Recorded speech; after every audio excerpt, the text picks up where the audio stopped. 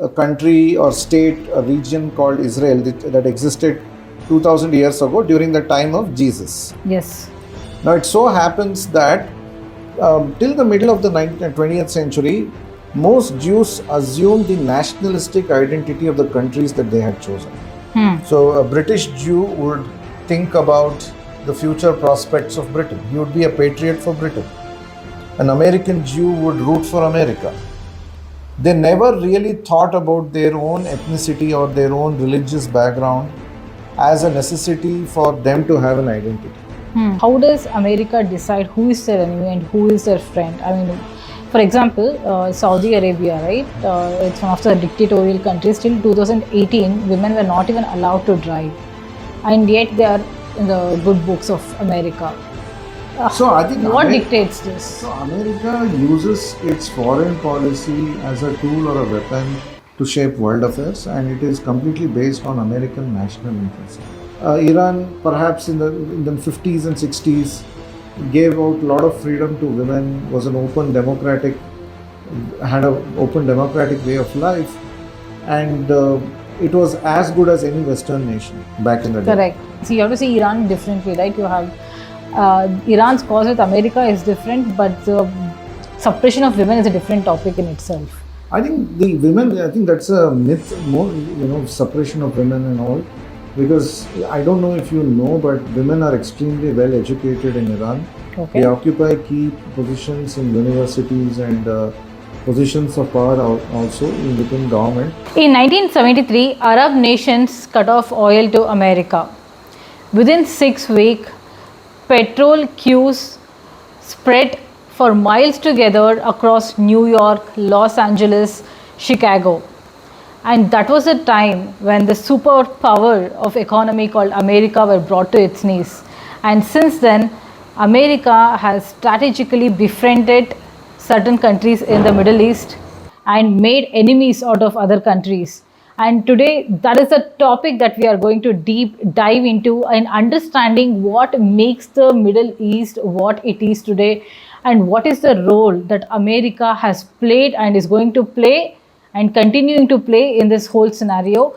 To discuss that with us, we have Ranjit, who has been extensively researching on geopolitics for more than a decade. Hi Ranjit, welcome to the show. Yeah, hi Ashwini. It's really my pleasure once again to be back on the show. Looking forward. Okay, so tell me, so just explain to me, what is this whole 1973 crisis about? We need to kind of take a few steps back and go back into the story of the formation of Israel, because without understanding this story, you will never appreciate the 1973 oil shock.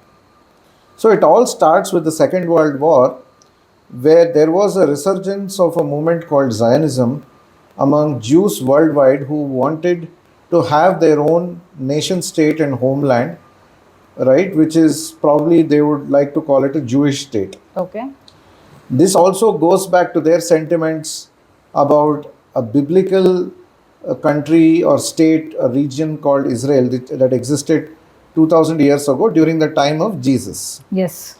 Now, it so happens that 70 years after Jesus prophesied the demise of the Jews and the destruction of the temple of Jerusalem, it so happened that the prophecy came true and the Jews were driven away from their homeland and they went scattered here and there to many other countries. Since then, they have never been able to come together and create a homeland for themselves, nor did the thought cross their minds. Till the middle of the 20th century, most Jews assumed the nationalistic identity of the countries that they had chosen. So a British Jew would think about the future prospects of Britain. He would be a patriot for Britain. An American Jew would root for America. They never really thought about their own ethnicity or their own religious background as a necessity for them to have an identity. This is very important to understand. But I think what happens also with European nation states, in the run-up to Second World War, you see a resurgence of nationalism, right? There were a number of countries like Germany, Italy, who went through that process where there was a political movement towards creating a homogeneous group of people within its borders with single language, single goal, and basically having a single national identity. That was also propelled the industrialization, the progress that they achieved in many fields, that patriotism percolated into their societies. That is what nationalism did. It seemed to have a positive rub-off effect on these countries in terms of their growth development index, GDP, anything you can think of, it had a positive effect. So at round about the same time, the Jewish nationalists who dreamt of creating a homeland for Jews also started something called as Zionism, which was a nationalistic movement to create a homeland for Jews. Okay. And that movement was mostly spearheaded by some of the most powerful Jews in the world, Jewish banking families like the Rothschilds, who go back almost 400, 500 years ago. They started a banking business in Europe in the 1600s. And they worked their way up, and through some cleverly and trickery and chicanery, they became extremely rich. One such episode can be narrated where the Rothschilds realized that Napoleon was defeated in the Battle of Waterloo with the British, of course. Correct. And what they did was they spread in those days there was no concept of a media or communication channel. There was nothing. It was just a very primitive time. So false news and rumors could be very easily spread. So they actually spread a rumor within the London stock market. There was a stock exchange back then. Okay. They spread a rumor saying that Napoleon has won the battle. Okay. So they spread this news and they managed to crash the stock exchange of London. All the stocks obviously crashed. They bought up all the stocks, and the next day it was announced that Napoleon was formally defeated by the British military, and overnight the Rothschilds became extremely rich. So these are some of the tricks and trades that obviously Rothschilds have employed. I'm not saying they're all dirty. Obviously they have created legitimate banking businesses over the years. But again, these are their early origins. So the same Rothschild family obviously also dreamt of a Jewish state in the 20th century. And they obviously, were instrumental in the creation of Israel with the support of the British, of course, the British Empire. So Israel got to be formed in 1948. And what is so interesting is the place in which Israel was formed.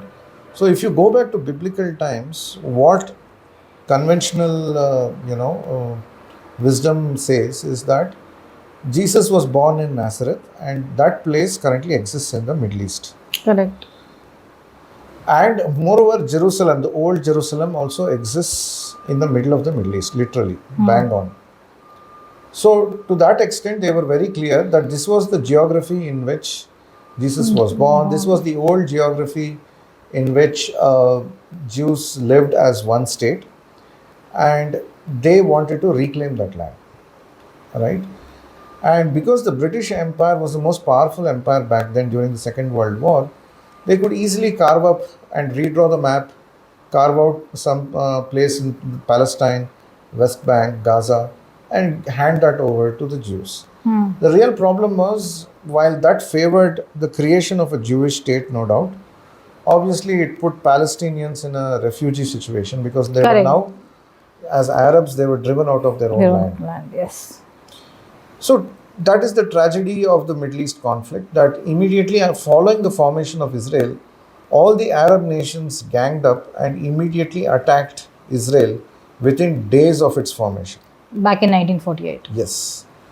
Because they felt that a foreign nation or a foreign group of people coming into this land and taking away the land of their Arab brethren in Palestine obviously hurt their sentiments, and they felt very strongly about it. The only problem back then was each Arab nation was thinking about its own future. They were very selfish back then. They did not actually behave like a united, cohesive force in the military. And because of which that led to their defeat in 1948. They divide and rule types. You can say that, obviously back then the Israelis also had some support from the Brits and the French. But aside from that, there was no unity among the Arabs, and that led to their downfall. Thereafter, I think Egypt, there was a resurgence in the same Palestinian sentiment. I think Gamal Abdel Nasser was one of their most famous leaders of Egypt. He nationalized the Suez Canal.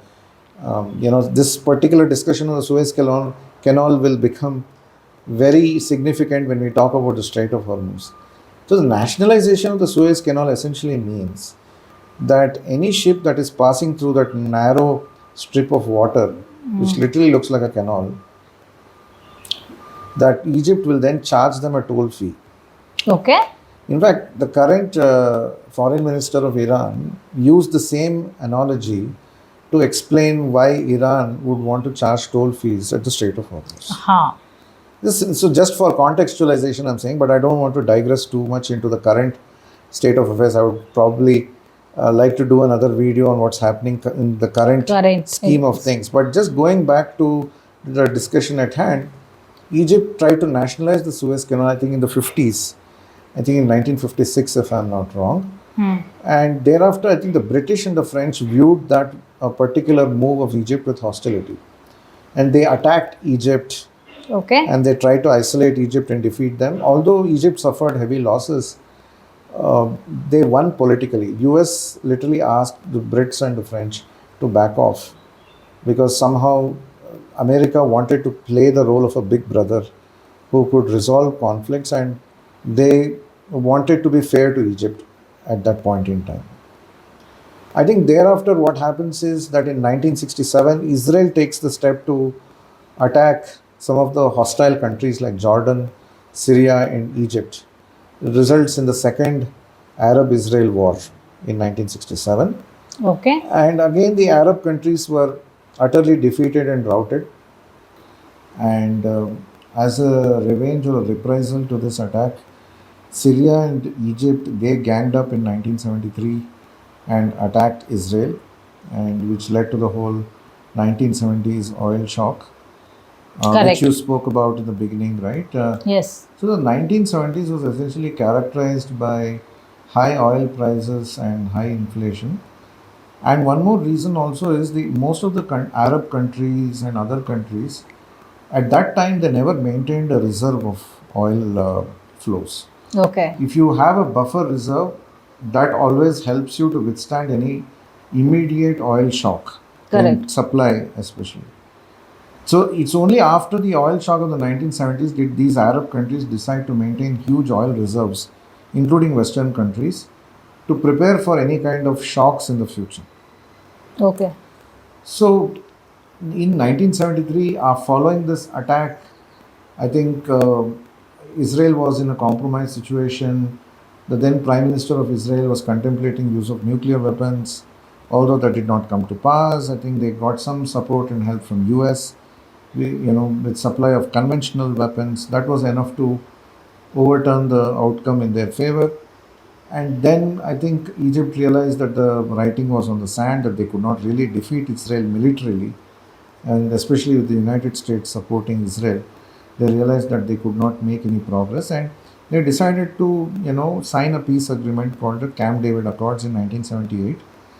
And sure enough, that ensured some level of lasting peace between Egypt and Israel for a long time. Although I hear that in the most recent conflict that started in 2023, that one of the key tenets of the Camp David Accords was violated.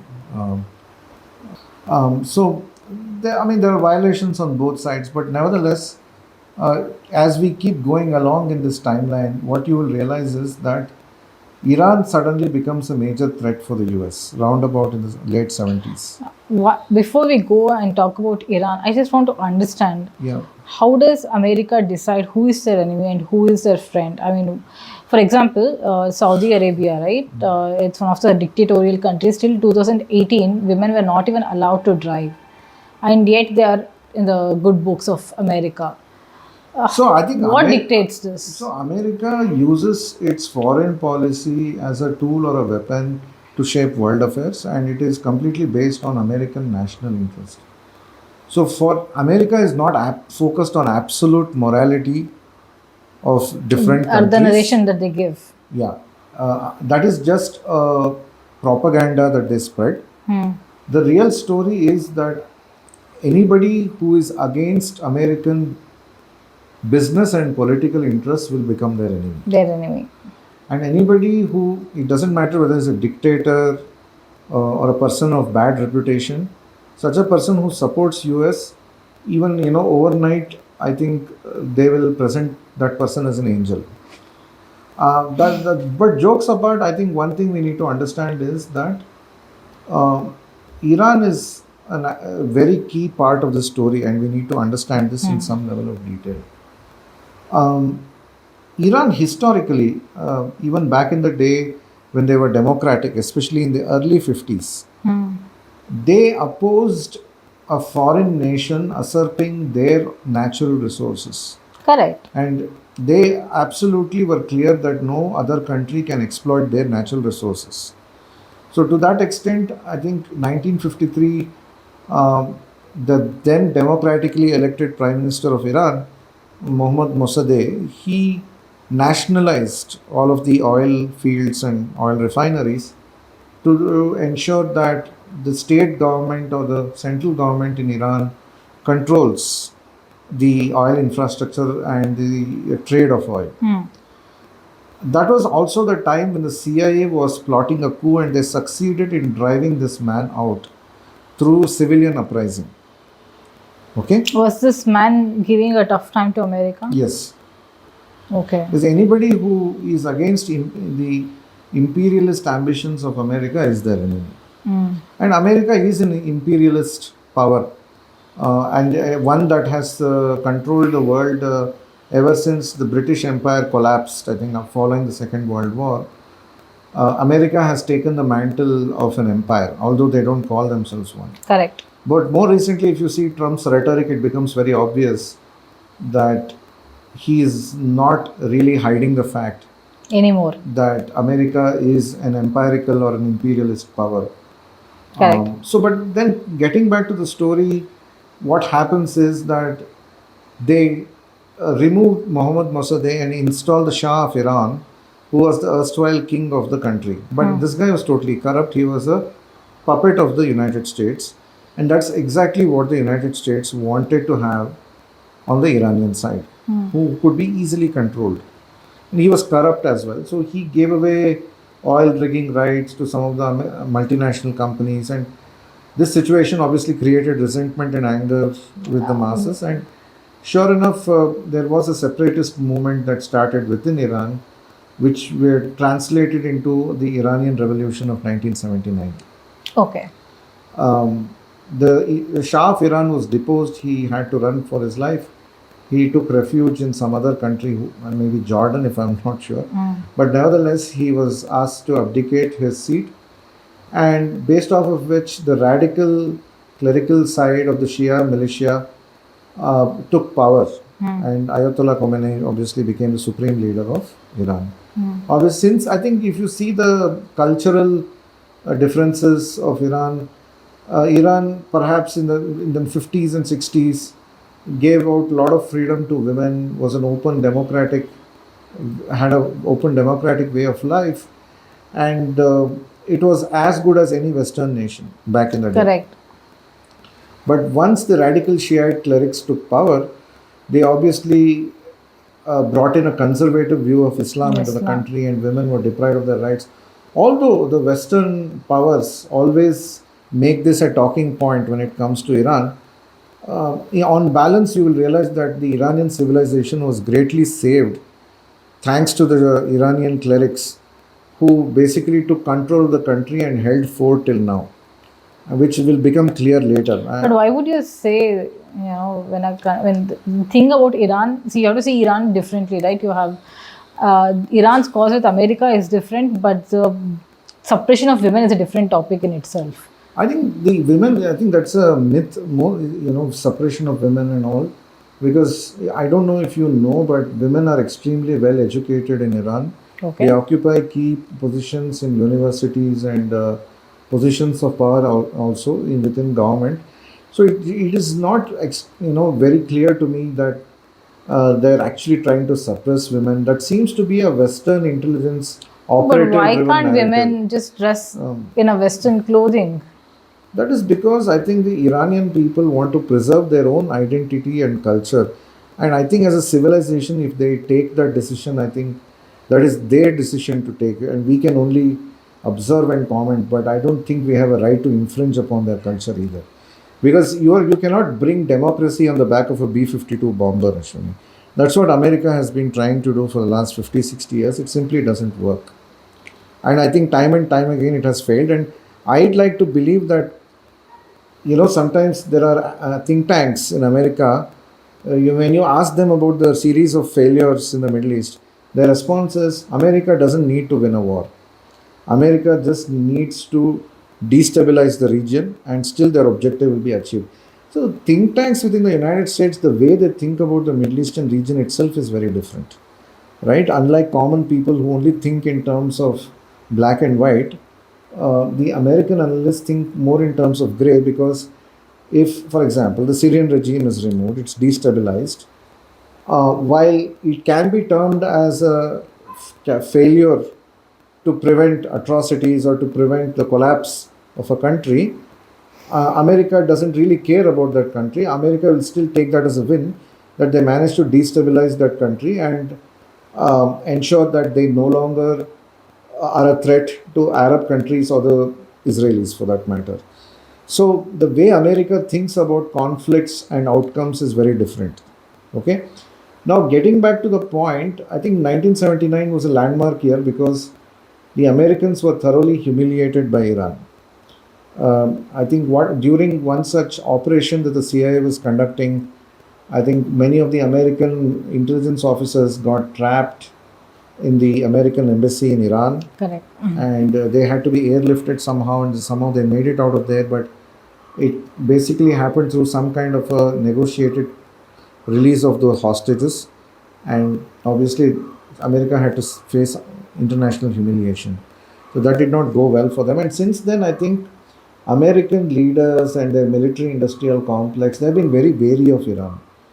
They felt in their hearts that if they try to, engage Iran in a direct conflict, that they would lose. And remember, America was also fresh from the loss to Vietnam. Correct.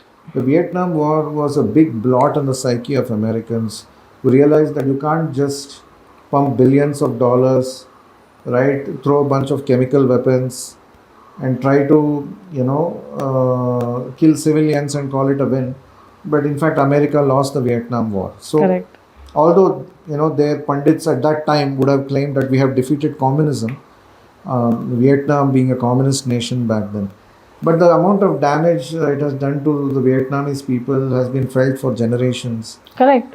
The chemical weapons, and it has traveled obviously through the DNA chain.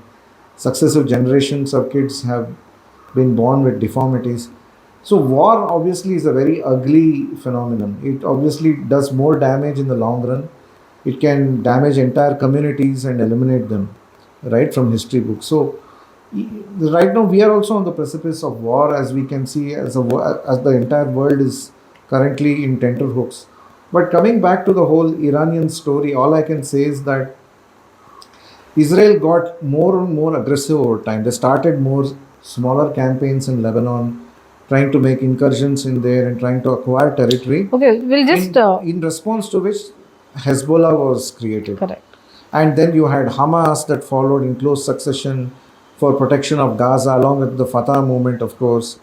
There was the first Intifada, then the second Intifada, a lot of militant movement from the Palestinian Arabs trying to defend their land.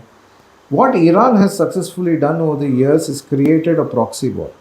Who are the Iranian proxies? You have Hezbollah on the Lebanon side, you have Hamas on the Gaza side, and then you have Houthis on the Yemen side. And then, of course, you have the Iraqi Shia militias who are obviously loyal to Iran because of What happened to Iraq? Iraq is a completely different story, although it intersects with the Iranian story at some point. Iraq is obviously a very old civilization going back all the way to Sumeria, 6,000 years ago. They were pioneers for bringing about writing, bringing about codified laws. They gave a lot of contributions to the world. Obviously, they have a rich story in terms of Sumerian origins, going back to the Anunnaki, These were gods who came down from heaven and landed in Sumer, and they built the first cities. And they have their own creation story. I mean, we can make another video on Sumer, but suffice to say that they're an old civilization. And I think in more modern times, what you would have seen is sometime in the 30s and 40s, they received their independence from the Brits. And that also comes on the backdrop of the elimination of the Ottoman Empire. Okay. In fact, there is a reflection on the Indian side. When the Ottomans were defeated, obviously there was the Khilafat movement that started in India as a response to that. Somehow, Muslims worldwide felt disenfranchised when the Ottomans were eliminated by the Brits. But it also created some level of political vacuum which Britain was able to fill. The larger story still remains that Iraq uh, always had problems because the way the ethnicities were drawn up. If you see, Iraqi Kurds were always at odds with the leader of Iraq, and the reason for that is if you see the way the British drew up the border lines for various countries, they really did it in a very haphazard and random way, Yes. Yes. right? Now, it's one thing to glorify heroes like Lawrence of Arabia. It's another thing to see the reality on the ground. So, to that extent, So just explain to me, going back to the point you say they did it in a half-hazard way. Can you just explain to me about because what see, exactly? if you see the ethnic, the communities that live there, you have mostly the Kurds. Today, if you see the way countries are formed, Kurds are minorities in most of the countries where they're living. They're Turkish Kurds, Syrian Kurds, Iraqi Kurds, Iranian Kurds, and I might have missed out a few other countries where they also have minority representation. So, what does this mean? That means you never gave a homeland to the Kurds. Kurds, yeah, they don't have a nation of their They own. don't have a nation of their own. In everywhere, they are second-class citizens. And I don't think that's the right way to draw a map. But who am I sitting in 2026 talking about maps being redrawn back in the day by British based on their whims and fancies? It was basically that. Correct. So Iraq was drawn up, and obviously it had a Shia majority. And Saddam Hussein came to power. I think He was a Sunni. he was a Sunni, and so it essentially meant a Sunni minority was ruling over a Shiite majority. Majority, yeah. And Saddam Hussein was a very cruel dictator. He ruled with an iron hand. He created fear among his citizens to ensure that they were loyal to him. And during this time, after the Iranian Revolution took place, the United States found an ally in Saddam Hussein. This is obviously the notorious, relationship with United States and bad dictators, right? This is a classic example. Correct. Donald Rumsfeld, the then defense secretary, met Saddam Hussein in Baghdad, and he said, "We will arm you, we will empower you, we'll give you what you want, right? We'll help you expand your empire, but we need you to fight the Iranians." And then started the 8-year war between Iraq and In Iran, Iran. from 1980 to 1988, which basically was a stalemate. There's a lot of loss of life, and the economy got damaged on both sides, and it really did not help either side. And the American objective of weakening Iran was kind of achieved, and I can say that. But at the same time, Iraq became weak. But this is where Americans really don't care about their friends and allies. Once the job is done and you are no longer needed, you become dispensable. And this is very much an American thing that we see here. That's why they haven't earned too many friends in the region. That's also one of the reasons. Although, even a thing like friendship these days can be bought through convenience. So, keeping all these things in mind, Saddam Hussein always nursed big ambitions about expanding his empire. He believed he was the second coming of the Assyrian king Nebuchadnezzar, Okay. and who lived about 3,000 years ago in that region. So he always had these grandiose ambitions of being an expansionist, expanding the borders of his empire and trying to rule over the Middle East. The US realized that this was a very bad and mad objective of Saddam, and they kind of went along with it, and using that as a pretext, they trapped him. They realized he was a liability after the Iraq-Iran war. They didn't need him as much after that. The next thing you know, Saddam Hussein thinks he has the backing of the United States. United States tells him, okay, go and attack Kuwait. And then they bait and switch. He attacks Kuwait. He burns their oil wells and then he captures territory. And at the same time, the next day, US declares war. On Iraq. And not next day, obviously, in a matter of a few weeks. Following that incident, they obviously garner support in the United Nations from all the Western nations. They form a coalition and they bomb Iraq to oblivion, and they obviously damage Iraqi infrastructure and whatnot. They let Saddam Hussein live. They did not launch a ground offensive in first Gulf War. They were very clear that if Saddam Hussein perishes, it will lead to a political vacuum in Iraq, which will be occupied by Iran. By Iran, because So it's they a were- Sunni. They were very sought. I think they had a very sound understanding of the ground realities. So Iran is Shia. Iran is Shia and so is Iraq. Only it So- has a Sunni minority. Okay, so basically, if Iraq became unstable, which is a Shia majority, Yeah, Iran is also a Shia majority, so the vacuum will give more control to Iran. correct. Understood. It's obvious, right? So because they have brotherly ties with other Shia Muslims. Right? So getting back to the whole story. So then, what again made America attack Iraq, and So, just why to- did this problem? Why did they not think about it again? Just to complete the point that I was making, they imposed the harshest sanctions on Iraq.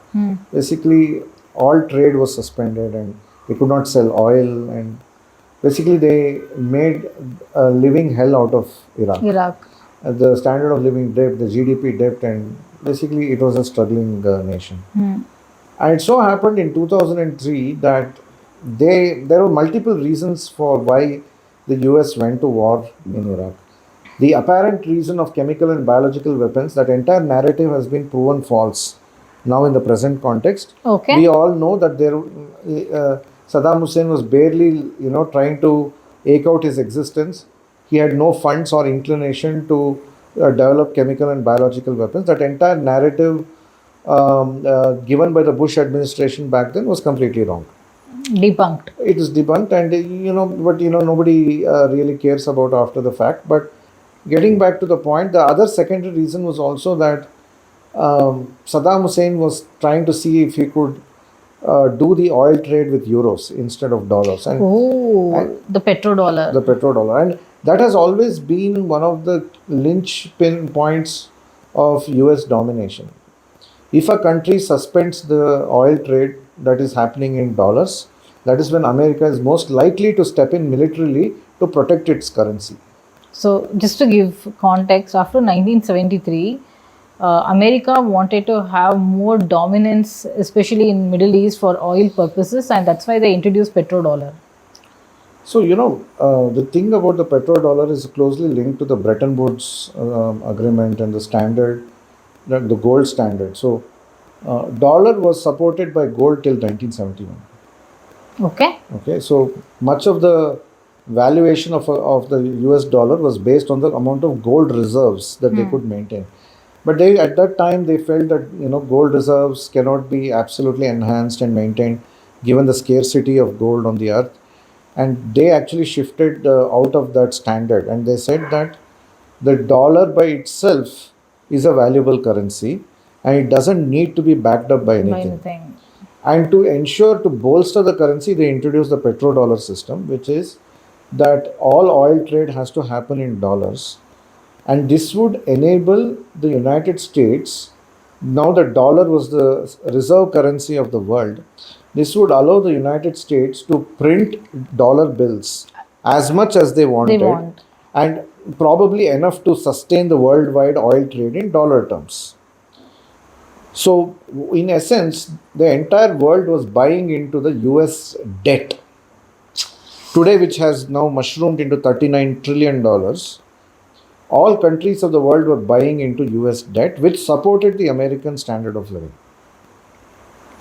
This is how they enjoyed their prime currency status all these years, and which is now kind of quickly falling apart. We can cover it in the second half of the video as well. But getting to the point here, I would just like to say that This is how America has maintained a hegemonic control in terms of currency, and all oil trade has to happen in dollars, and if it doesn't, it creates trouble.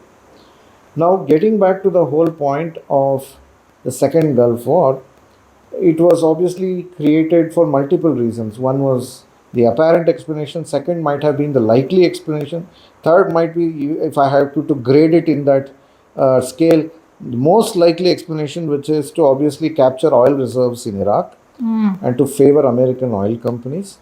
But then even people after a while started doubting that explanation, that why would you want to do that when you can cut a deal with them? I mean, it Correct. still did not make much sense back then. So I think the most esoteric explanation one can think of, and it's not about me thinking about it, some US government insiders have admitted that this is the case.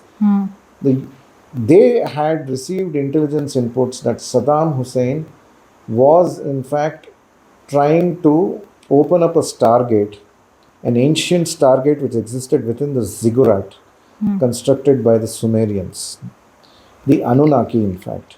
So they possessed ancient technology for creating stargates, and he was trying to reactivate that stargate, which America felt very threatened because they thought that the entities who created this were the same entities who would walk through the stargate. Anunnaki, Oh, aliens, the okay. gods of ancient It's Sumer. like verifiable. I mean, can we check on that? You can check on Google, but Google will always give you a sanitized explanation saying that it's a very outlandish explanation, one that does not fit its knowledge base. One thing you need to know, see, the era of fact checking is over. Let's be honest, because now everybody has realized that Google itself is drawing upon information which is subpar and substandard from its own database. The truth always lies somewhere in between. If everything could be explained by Google, there would be no podcasts. I mean, let's be honest, right? So, going by that logic, I think that we should all endeavor to dig deeper and really understand who is running the world and what is the world made of. To that extent, I think there are a lot of US whistleblowers who have spoken about it over the years that this was the real reason for invading Iraq, which was they felt threatened by the Stargate antiques that Saddam was up to. Oh, so And what is this target? see, Stargate is nothing. There are two types of Stargates. Either it's a man-made Stargate. I think the Sumer Stargate was a man-made one. Other is a natural Stargate. Natural Stargate, some people believe in the intelligence community that all around the Earth there are portals, naturalized portals, where one can enter into and go into alternate timelines and alternate dimensions. In fact, worldwide, you see a lot of missing people's reports happening, especially in the Bermuda Triangle. Correct. That Yes. could be thought of So as a something like portal. that. There are a lot of people who go missing in the forests, especially in the US, where certain portals are supposed to be present. So these portals are naturally occurring on the planet, is what some people believe.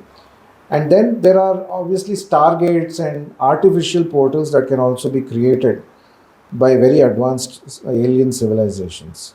And that is what I am referring to. In the Iraqi case, this stargate was created by the Anunnaki. And to just bolster that particular, And Saddam Hussein had access to it.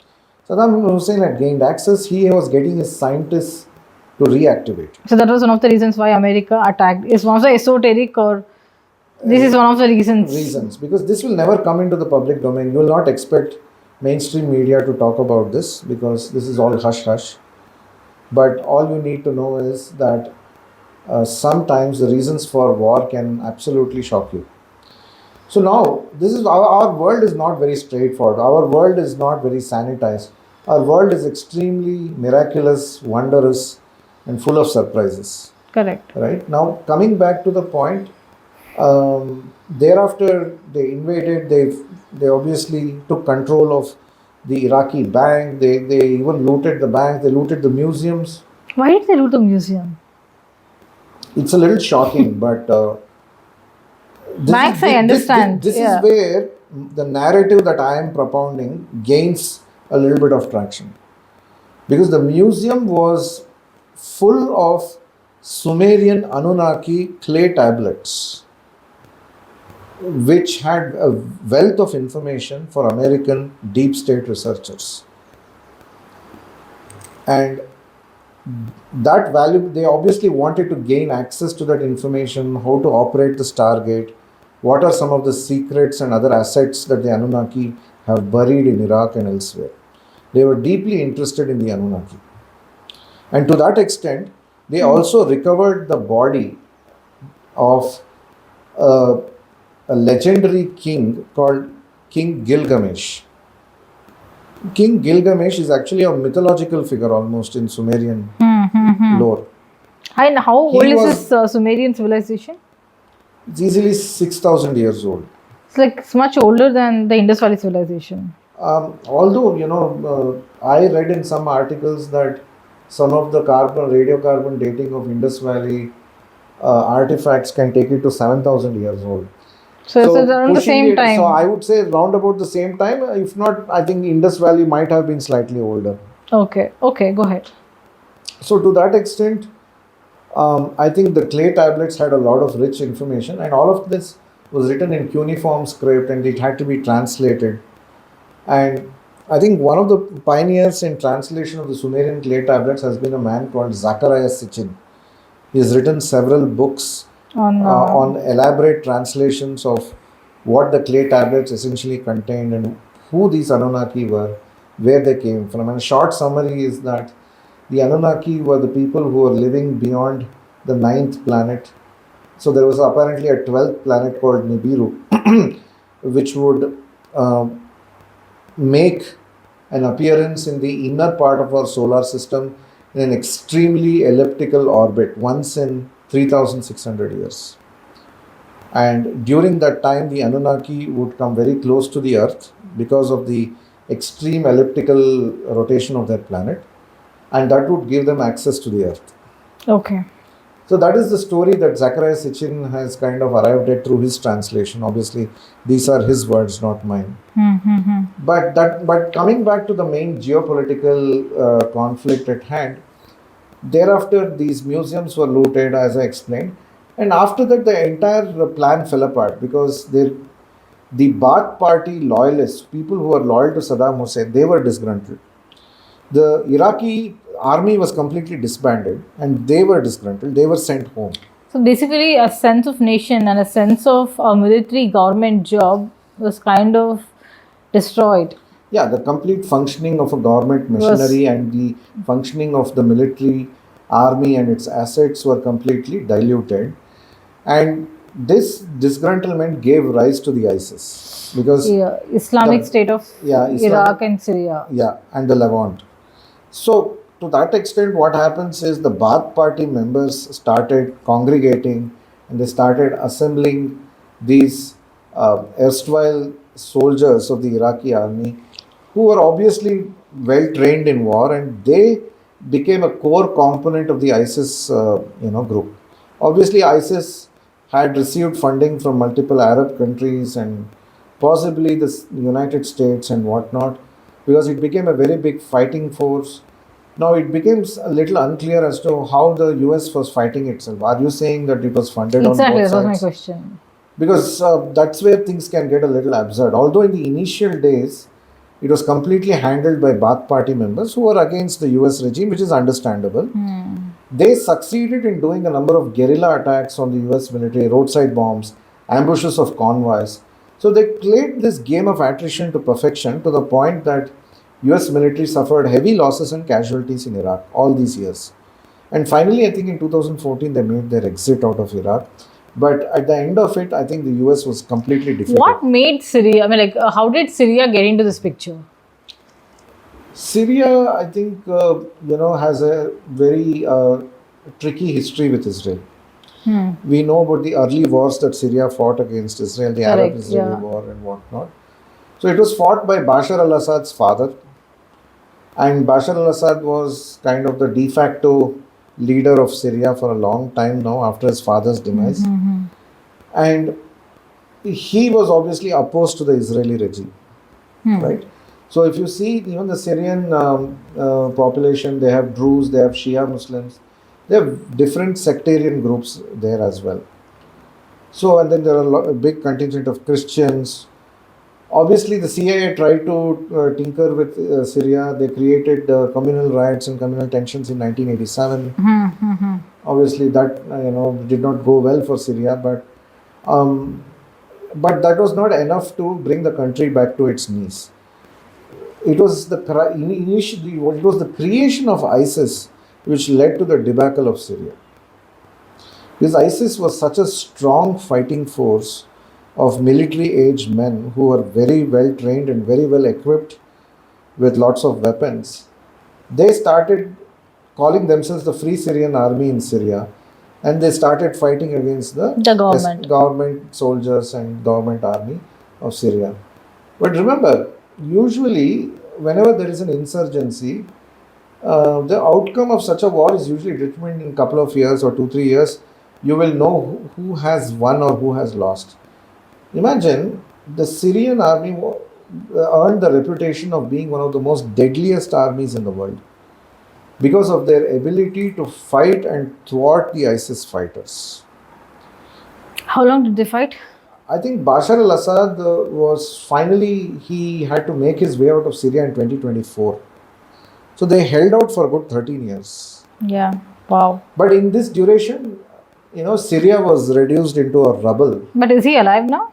He's alive. I think he went to Moscow for refuge, if I'm not wrong, because he had very good connections with Russia. I think Russia had a base in Latakia, but even that I think they withdrew all their personnel after Bashar al-Assad left, and that's a different story altogether. But nevertheless, the Russians obviously had some interest in Syria. But what you realize after this is that ISIS became a pain in the wrong end for all the countries over there because they were very expansionist, they were unruly, they were uncontrolled force.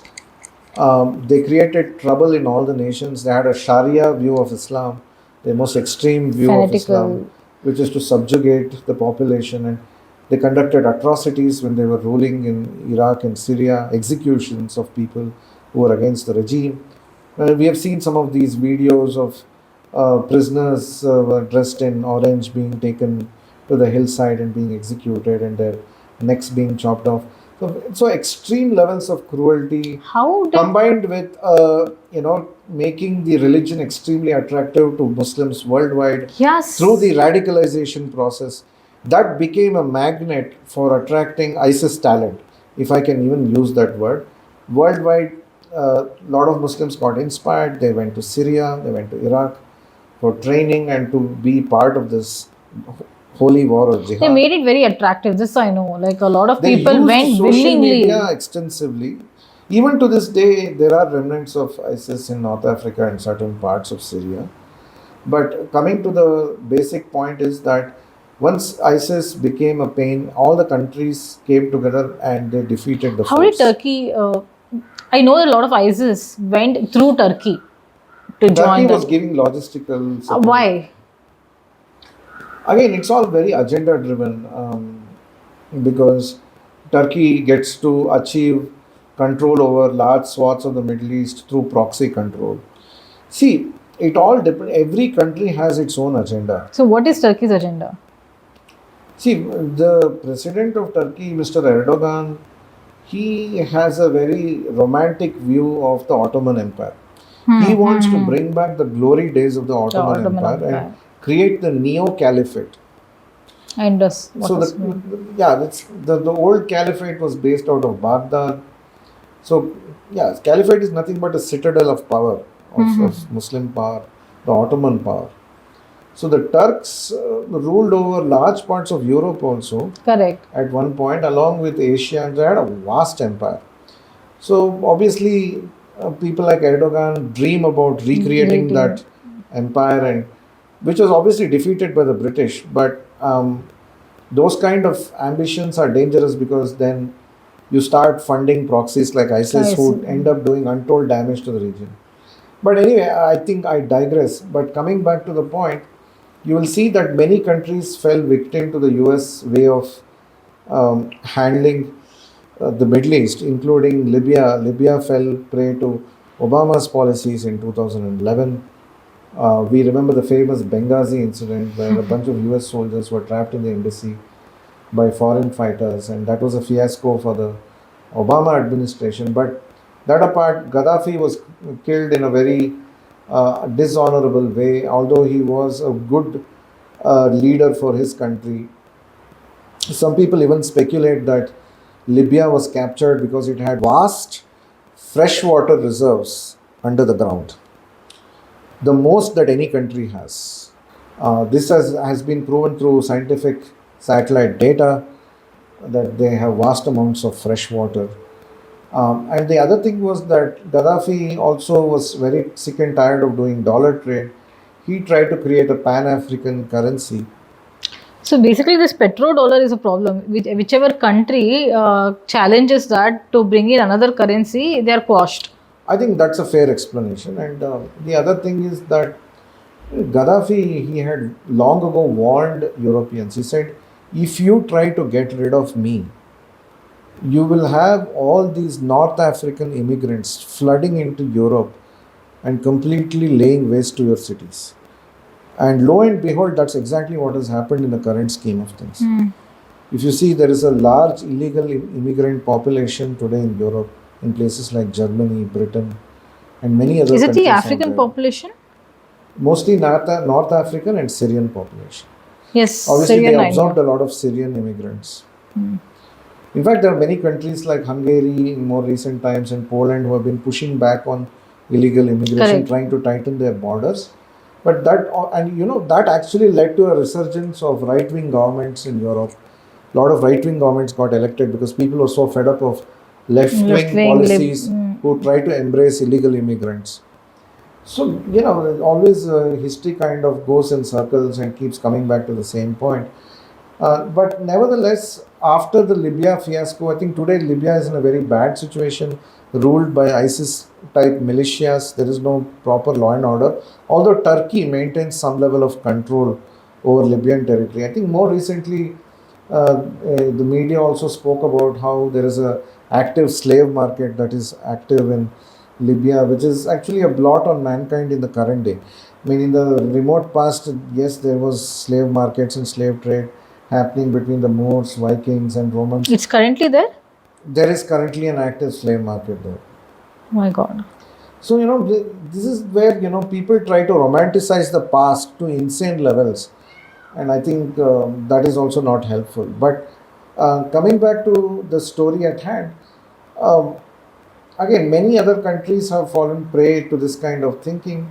So my next question is obviously going to be about what does that make the geopolitics today? What is Iran's current day reality? Where does that put Israel into? What is America doing? But I think we will continue that for a second podcast. Yeah, I think I'm in agreement. I think there's a lot of detail we can go into in terms of the implications of the current war. Okay. Thanks being here today. Absolutely pleasure, Ashwini.